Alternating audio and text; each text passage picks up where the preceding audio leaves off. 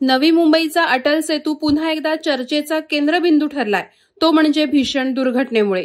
समुद्री सेतूवरून कार शिवडीला जात असताना हा भीषण अपघात घडला। यामध्ये एका 36 वर्षीय युवकाचा जागीच अंत झालाय। सचिन हनुमंत खाडे असं मृत तरुणाचं नाव आहे। दिनांक 9 सप्टेंबर रोजी रात्री डंपर आणि कारची जोरदार धडक झाली। कारमधील चालक बचावला, मात्र सचिन खाडे जागीच दगावला।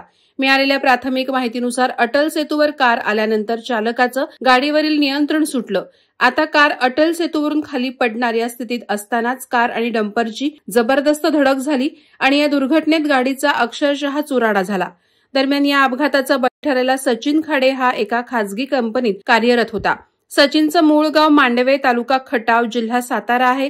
तो एका खासगी कंपनीत प्लांट मॅनेजर या पदावर काम करत होता। तसंच तो शिवडी येथे राहत असलेल्या घरी परतत असताना हा अपघात झाल्याचं सांगण्यात आलं। सचिनच्या अकाली जाण्याने त्याच्या मित्रपरिवारासह साताऱ्यातील त्याच्या गावी हळहळ व्यक्त होत आहे। खाडे कुटुंबियांवर मोठा दुःखाचा डोंगर कोसळलाय। या अपघाताचा पुढील तपास पोलीस करत आहेत। वादळवारा लाईव्हसाठी न्यूज ब्युरो, नवी मुंबई। नवी मुंबई व रायगड जिल्ह्यातील ताज्या बातम्या आणि घडामोडींसाठी सबस्क्राईब करा वादळवारा लाईव्ह चॅनल आणि दाबा बेल आयकॉन।